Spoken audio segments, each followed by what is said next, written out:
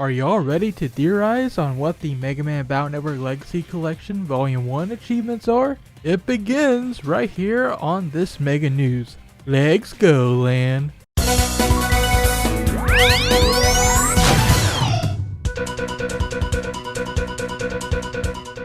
Hey fellow net battlers, we got a quick update today on the Battle Network Legacy Collection.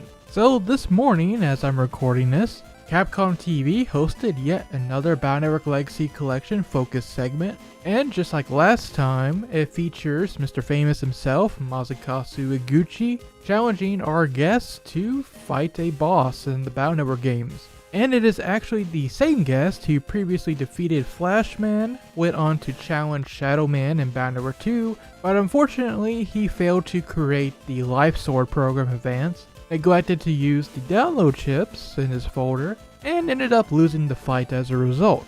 This time, our novice net battler's opponent is Mr. Famous's own net navvy, Kendo Man, in Battle Network 4. Now this is a Mr. Famous challenge, and Iguchi's challenge is to use the Soul Unisons, specifically the Blue Moon Soul Unisons, to delete him. And well, I can actually see a marked improvement here. First of all, he actually got off the Life Sword program advance, even nailed Kendo Man with it. Good job. And they were even nice enough to show off the previously event exclusive battle chip, Prick's Power. This will be one of the download chips that you can get in BN4, so it's really nice to see it in action. Oh, and hey, I see the Z-Saber in his folder as well. They've already confirmed in the past that you can use the recently discovered Lotto code in order to get it, but there's just further confirmation that yes, you can get it in Legacy Collection.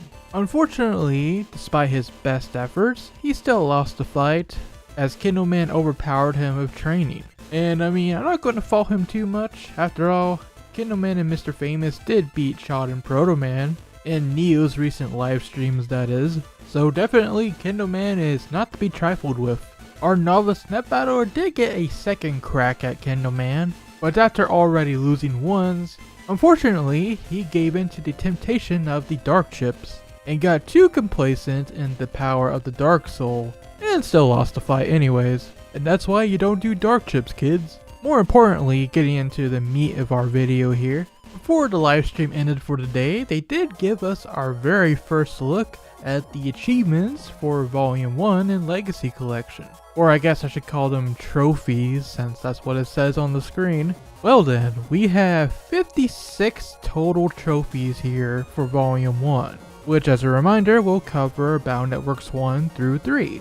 On the whole, there is a mix of old and relatively new artwork used here as the icon. There is even artwork here that was not in the EXE official complete works book, such as the Shadow Virus artwork that was originally in the EXE2 manual but not in the official complete works. So that bodes well for what could possibly be in the gallery. Anyway, when it comes to deciphering these and figuring out what kind of achievements there could possibly be, for the most part we only have these icons to go off of.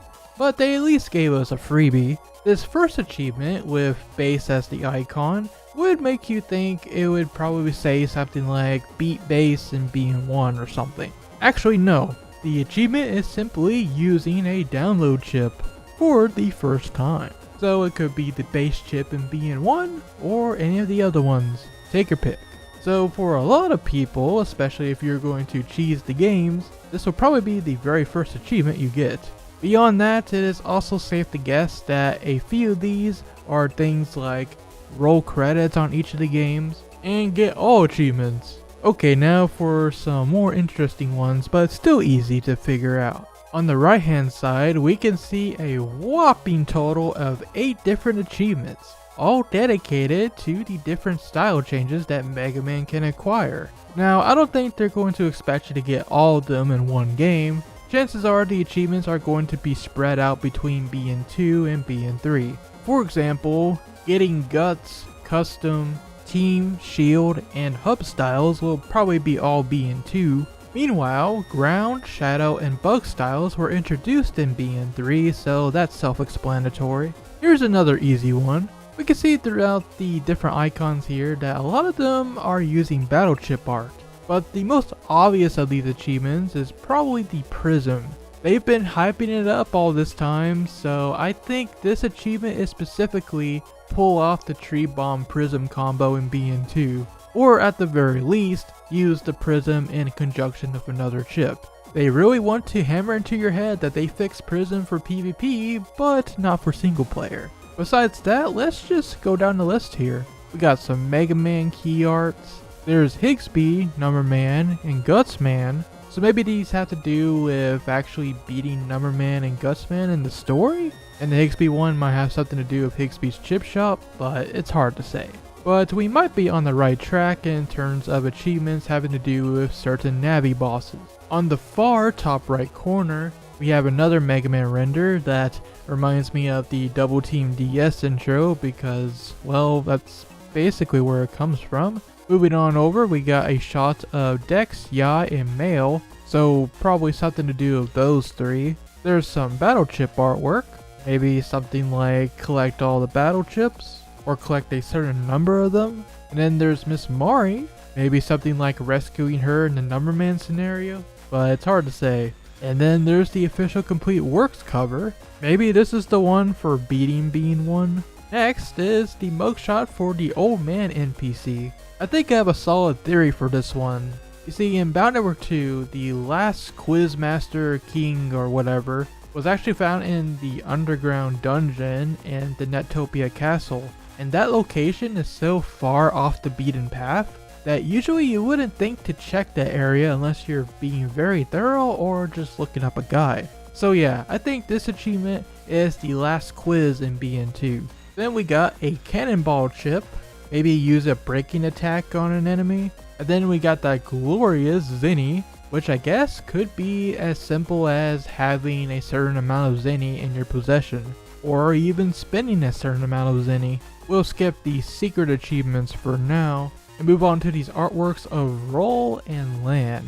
I can't really tell much from these to be honest, but obviously hub style is hub style. Then we got some more chips. We got anti-fire, maybe using a fire elemental weakness, or it just having to do with the actual trap itself. But then we have anti-electric later on, so it's hard to say, maybe use electricity. But back it up a bit, we got an artwork with Gutsman and Roll, followed by Slasher, and yet that can definitely be an achievement using the Slasher battle chip, since it's pretty unique in that you have to specifically use it on an enemy that enters your own area. We got some more secrets. Then there's Mr. Famous. It could have something to do with defeating Gateman version 3, defeating Punk in BN3, which it might be Punk since the Mr. Famous design here is from BN3. Next up is Variable Sword, everybody's favorite.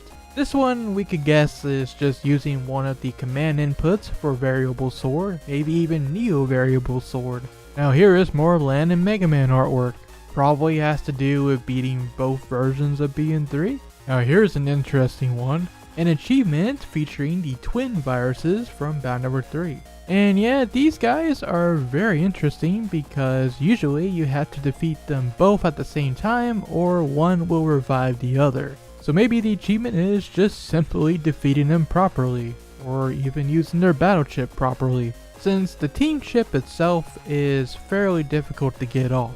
Now here's that shadowy virus artwork from the EXE2 manual. Maybe defeat every virus or get the SSS license, though the licenses might be a secret achievement. The next one should be easier though. It's the Mole Virus, or as we love to call him from the anime, Rush. Yeah, I think this is self-explanatory, defeat the Mole Virus, because he's very interesting in that, well, you gotta play whack-a-mole with him. And if you miss a shot, well, see ya. For our next one, we got the good old Anubis chip.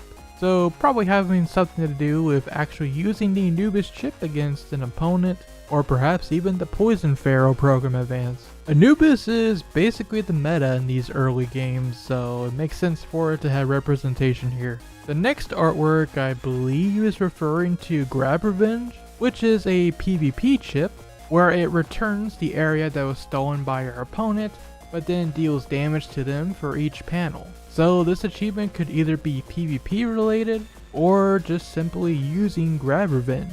Moving on then, we have a good old Met. Okay, so I think this one might have something to do with the virus breeder in BN3, where you can find all the different virus families throughout the overworld and then bring them back to Scilab to get a battle chip based on each one. If it's not that, then maybe like countering the Metar or getting the Shockwave chip, but I'm leaning towards the virus breeder. Moving on, we then have an achievement featuring role in a Mr. Program. It's hard to say of this one, but one idea could be like using the Big Heart Program Advance or something related to Mr. Programs, but I really don't know. The last two, aside from the locked achievements, is a Longsword battle chip.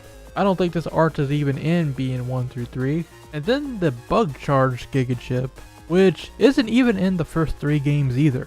Bug Charge is BN 4 and 5 exclusive. So what's going on here? So I wonder if the Longsword one is actually PvP related or using the Life Sword PA, whereas the Bug Charge icon could have something to do with Gospel itself, or even feeding the Bug Frag Trader in the secret area of Bound Number 3 and unlocking base GS. God forbid it has something to do with the Gospel dupe glitch. That would be funny. Then again, since there is already an achievement for using a download chip period, maybe this is simply use the Gospel chips. Perhaps even the infamous Darkness Program Advance. And then as for these last secret ones, they're probably things like defeating each of the super bosses in every game, getting all the licenses in BN2, completing the PA memo, the battle chip library. I wouldn't be surprised if there are some net battle related ones like getting to the highest rank in ranked mode, and there's probably some secret Easter eggs in there too.